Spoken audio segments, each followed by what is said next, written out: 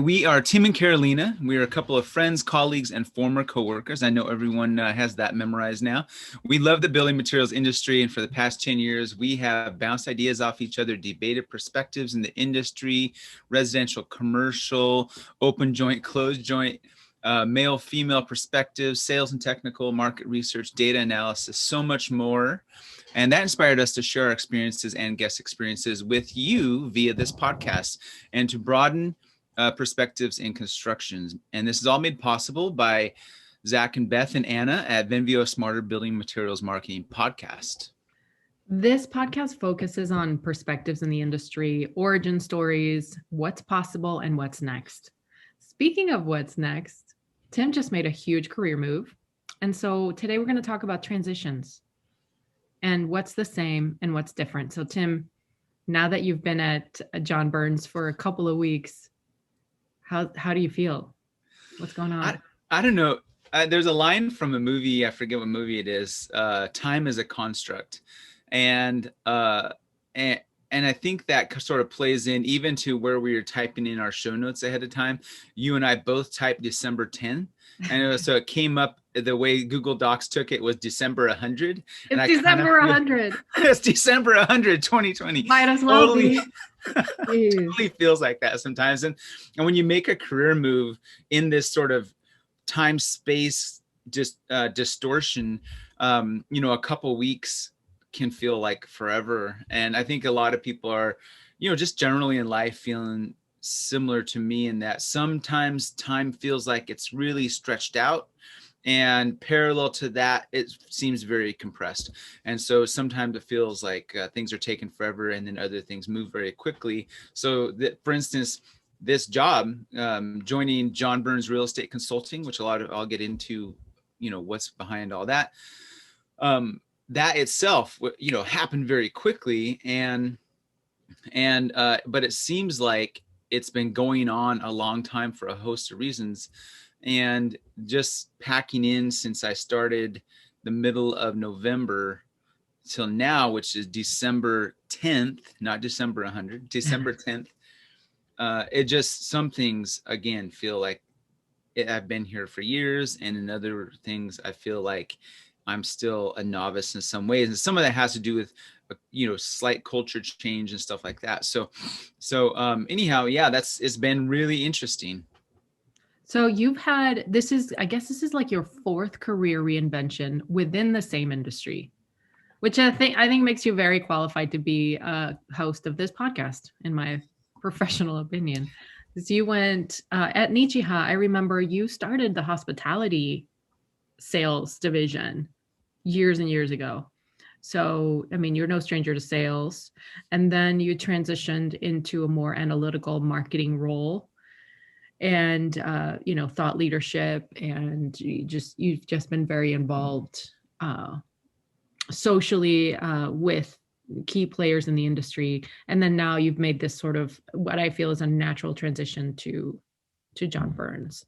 I think it just kind of merges all of your passions, your experience, and your interests. So it's pretty cool. So I'd be interested to check in with you maybe 6 months from now, just to see if I got fired. Not to see if you got fired, but to see how you're doing. I've gone through similar transitions myself. So yeah, sometimes they're not easy.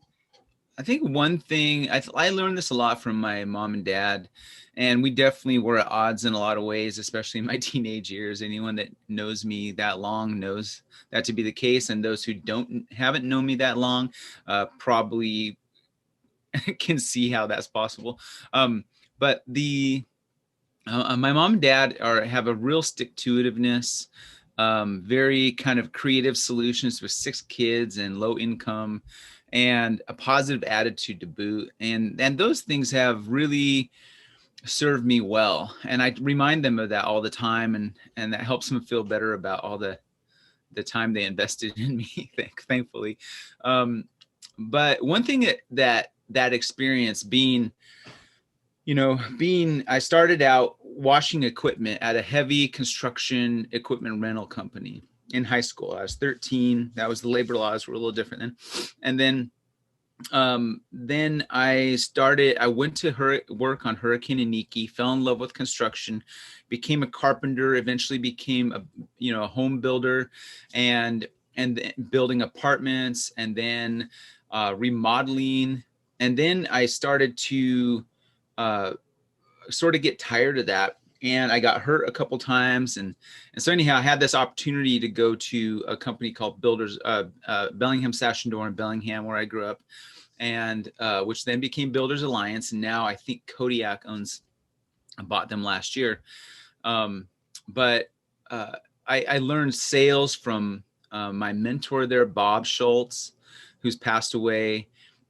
He really taught me a lot about the building industry. I learned a lot from Bill Lee and Pro Sales magazines. I kind of followed all those things, the Western Building Materials Association, and I just always was hungering for knowledge.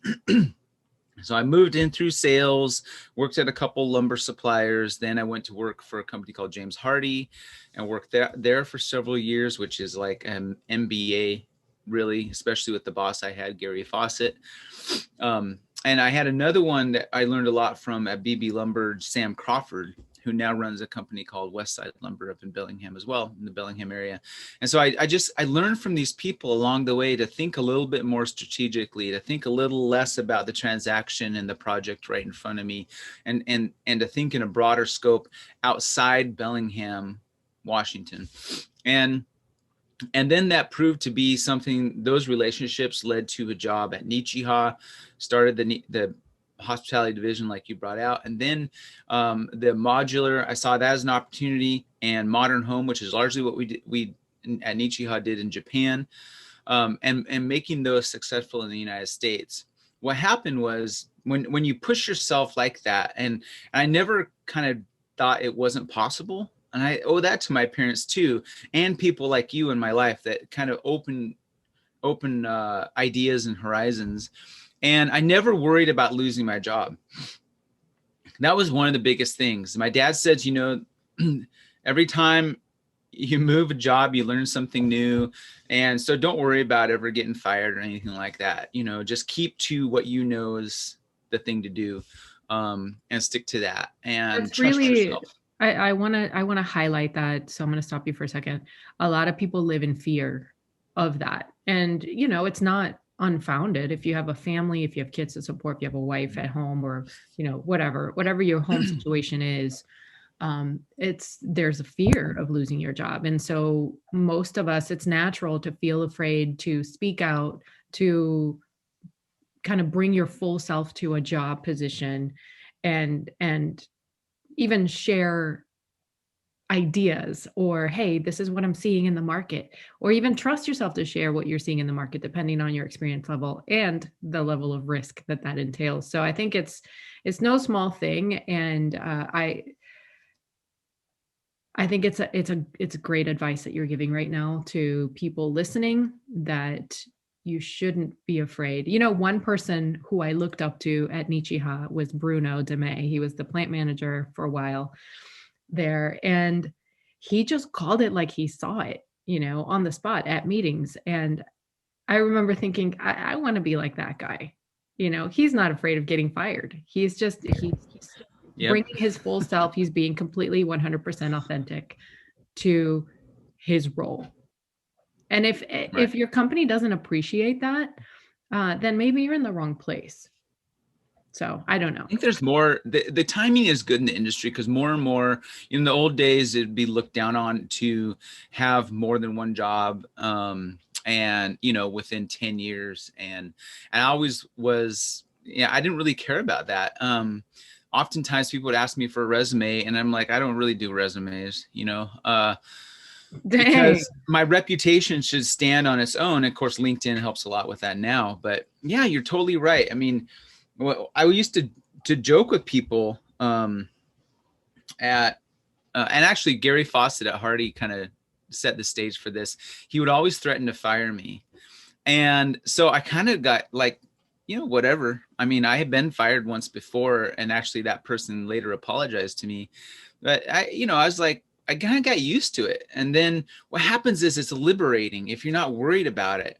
Of course, you don't want to do stupid stuff or, you know, illegal things that are getting you fired. But when it comes to how you think, people should embrace that. And that's what this podcast is about: perspectives, right? And you can learn a little bit from everybody. And so anyhow, that thinking, when we think about what's same and different about our careers, and I think that's probably proves true for you too, is our thinking doesn't really change in terms of how our mind and heart operate. Mhm. But the maybe our view or optics change because we get more information and stuff like that. But you don't want to be somewhere at a company where they're trying to change your thinking and the way you operate, because that's usually the reason why they hired you. And so I just kind of embrace that and continue doing what I think is right to do every day for customers and for the company and for the industry. I think if we do that, that theme can carry through a career. But here's what's different. Over the years, where I've made big sea change, or I shouldn't say sea change, jumps and improvements, are people that opened up my eyes, like Gary Fawcett, Sam Crawford, you, Bob Schultz, and Jim Weisty, Michael Cobb, people that helped me see what was possible, and being like kind of okay with trying something, even though they knew there was a chance it would fail. And so when that you're in that environment, it opens up tons of opportunity. And I used to joke at Nichiha that, I wasn't, it's very liberating not worrying if you're going to get fired. And people took that I was job secure because of the people I knew. But what I really meant was, if I get fired, that's fine. I'm sticking to what I believe is right for the company, for the customers, and for the industry. And that has really guided me. And then over time, I've started to think more macro about things. And so that bigger thinking has opened up tons of opportunities to meet new people, to get to know people like Todd and John at John Burns and Steve Baston. I kind of knew them beforehand, followed all their stuff, got to know them as people. And that the way they think has pushed me just in the last couple of weeks to even broaden those boundaries more in terms of how I think of the world. But as far as making those connections, that hasn't changed. So what's different is I'm now thinking even bigger than I used to think. And hopefully, I think who wouldn't want someone like that in their team? Well, I think who wouldn't want someone like that on their team are people. There's a proverb that says love throws fear outside. And people who wouldn't want that are people who operate from a position of fear. And people that are worried about channel conflict, or are particularly conservative with no entrepreneurial bone in their body. So what I love about John Burns is that the whole team is very entrepreneurial. And so that helps be able to move projects and initiatives forward, not only for our company to, I'm kind of an easy to buy, easy to sell. That's kind of my mantra within the company, but also for the customers. So I'm kind of getting to do a lot of what I was doing for Nichiha, and in a smaller part at James Hardie and other consulting jobs I've had over the years. But now I'm doing it kind of on a broader scale, which is testing my synapses, I got to tell you. But it's also, I love that, I love that dynamic. You can retrain your synapses. You can. I know you feel the same way about that, about really testing those connections. Oh yeah. Sometimes to a fault. My transition to my role now was a bit more drastic than yours. I think yours was more sort of I don't want to say linear because it wasn't linear, but yours was more natural, organic, if you will. because you changed your role inside of Nichiha, and then you transitioned to something even better and more suited at John Burns, right? Would you say that that's accurate? Yeah, it's the kind of that entrepreneurial spirit. Yeah, exactly. It's been kind of more a natural fit. Your Yeah. shifts have been more like a mix shift in your career.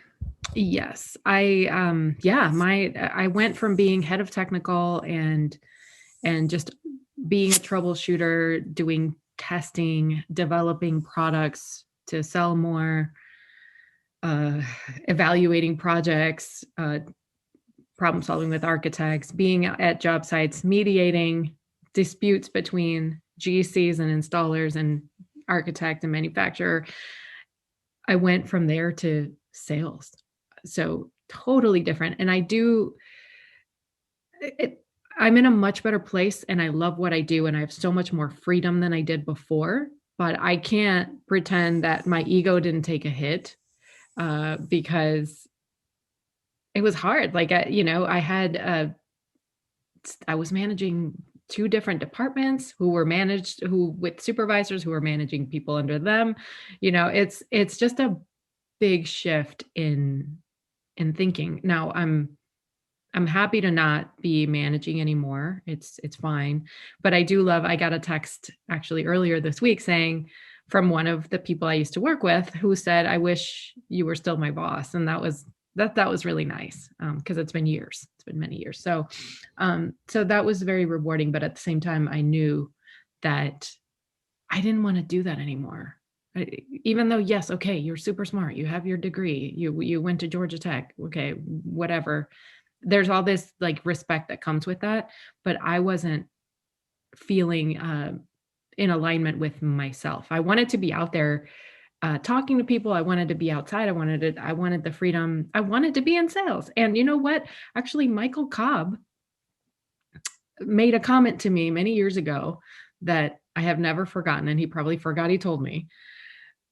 But he said you're a unicorn or something like that. That you're smart, but you can also talk to people. You're not like the typical engineer. And honestly, I didn't fit in engineering school either. So it's like, okay, it's hard to figure out where you belong, but if your heart's saying one thing, you can't really ignore that.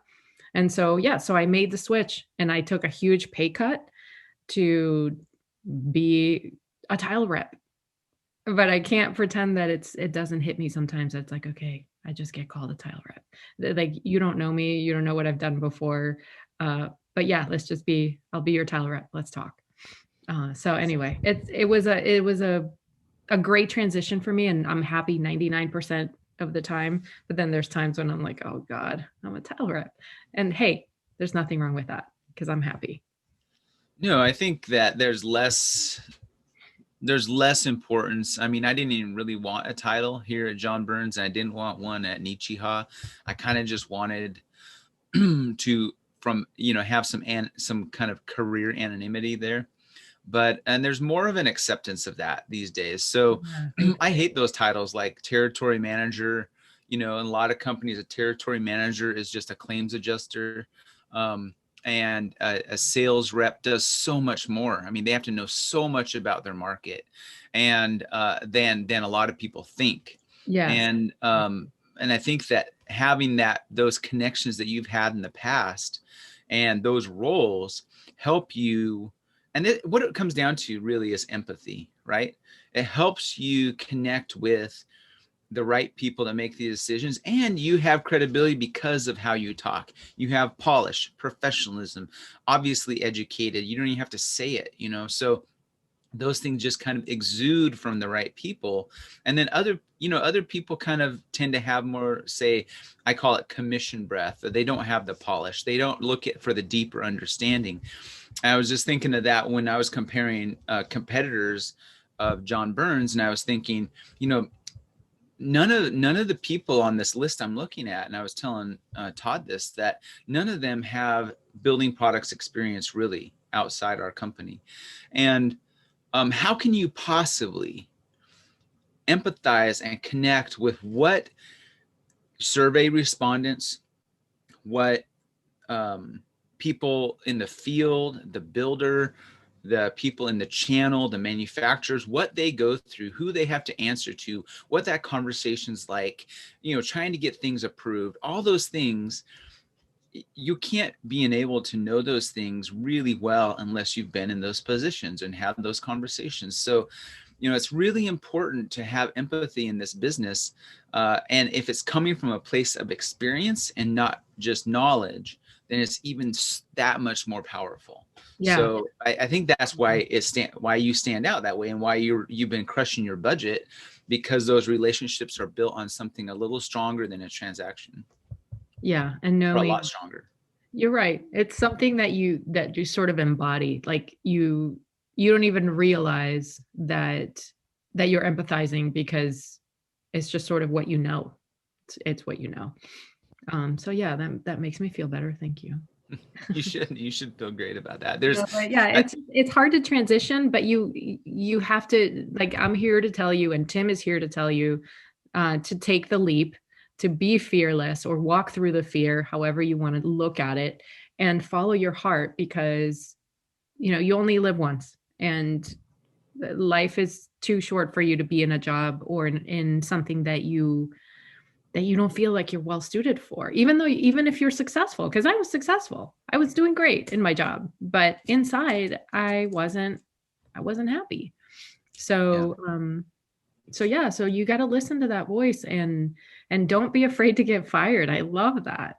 Be who you are, because the world needs exactly that.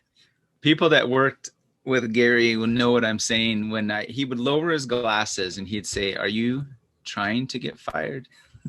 I will fire you." And some people that would crush, but for some reason, because of my personality, whatever things I can't control, that didn't. It was very motivating for me. But what I think that you and I can get to in this conversation that will help people listening is, it's okay to fail. And companies should be okay with that, and embrace ideas that come from your employees and the teammates that, maybe have responsibility, no authority. A lot of them have really good ideas, but end up getting crushed because of that. So oh my gosh, maybe give them more responsibility, listen to the ideas. And 100%. If you want to pitch your ideas, learn how the people you're pitching them to communicate, just like customers, bullet points. Here's what I'm proposing. Here's the outcome, I think, and here's what will help us get there. And here's what I need to make it happen.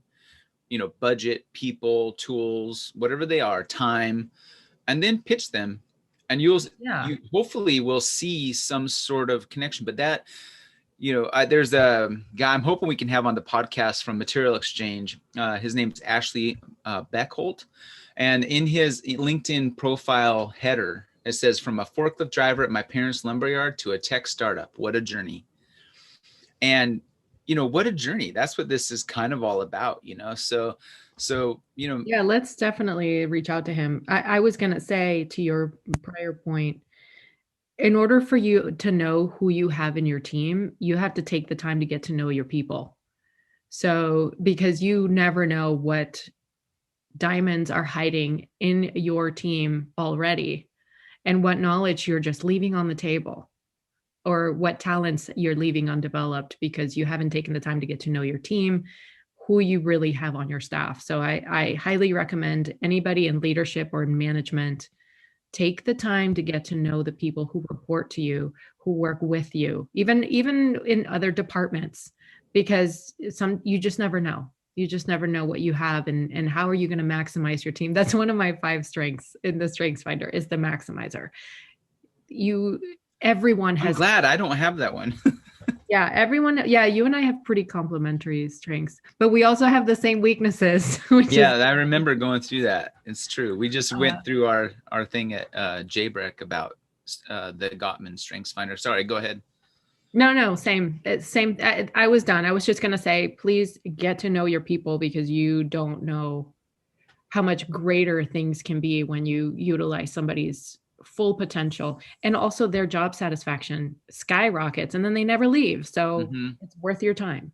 And one last thing I would say to folks is, try to understand the people in your organization, what they're up against every day. If you're trying to get something, a new idea approved or something, think about what your boss or the people, this other stakeholders have to go through, what they're facing, what they're getting barraged with, what their goals are. Think about that, because if we're going to have empathy for our customers, we need to have empathy for the people in our own organization.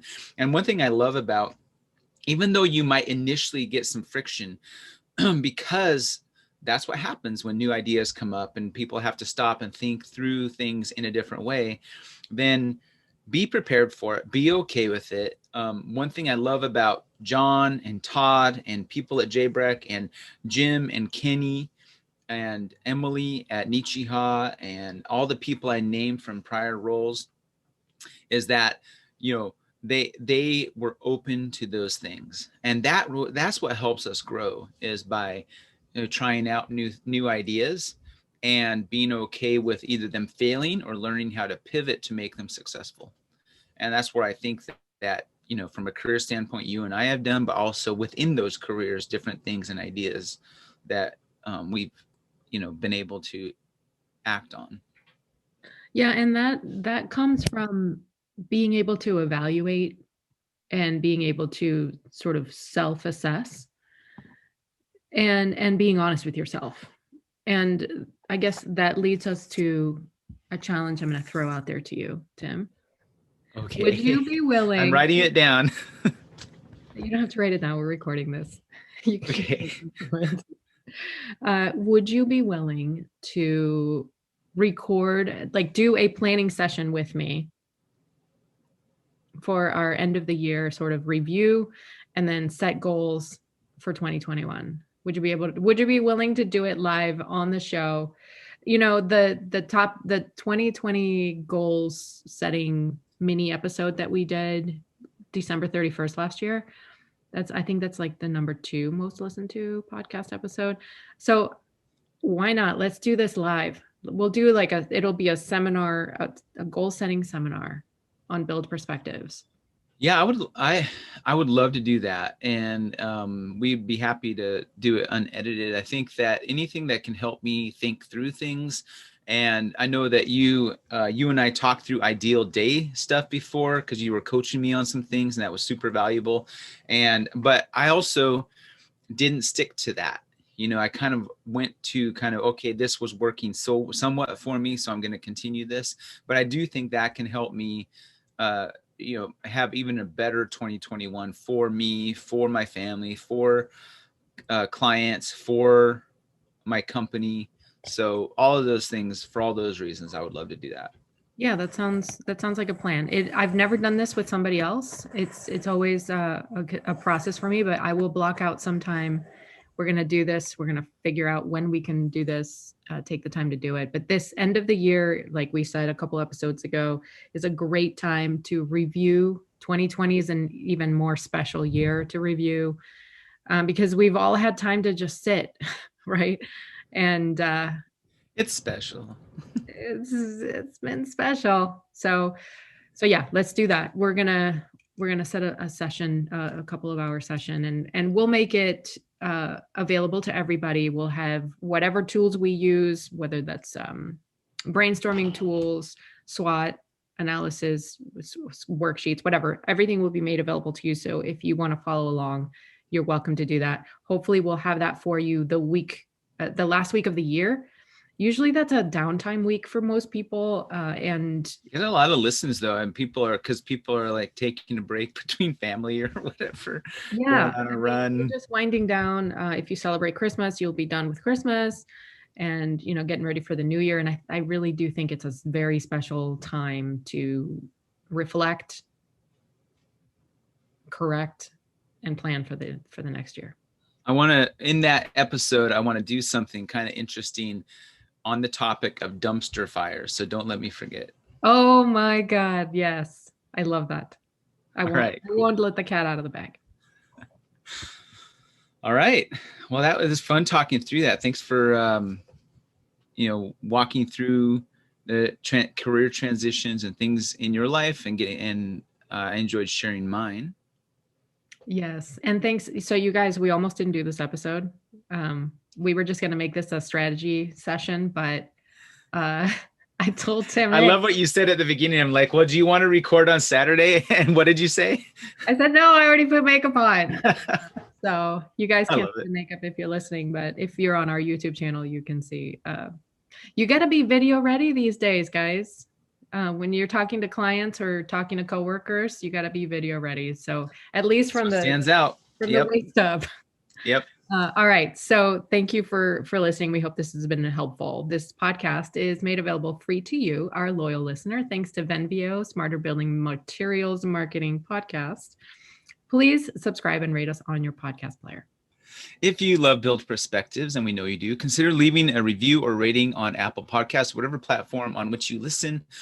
Your ratings and reviews help bring in new listeners, grow our audience, and they help us create content that is needed, helpful, relevant, and valuable, because they will put frank feedback on the platform or let us know which ones they like the most. So do it now. Yes. Did you do it? It's super easy. You just gotta like hit the stars. It's so easy. So please, and if you have comments, let us know what you think. You can send us an email, LinkedIn message us, whatever, or comment on LinkedIn, whatever. Tim is super active. I am not as active, but aiming to be more for 2021. But more on that later. Entertaining architecture and construction talk and fresh perspectives, something Tim's dad says you can never have too much of. Thanks, everybody. I think we could almost publish that, couldn't we?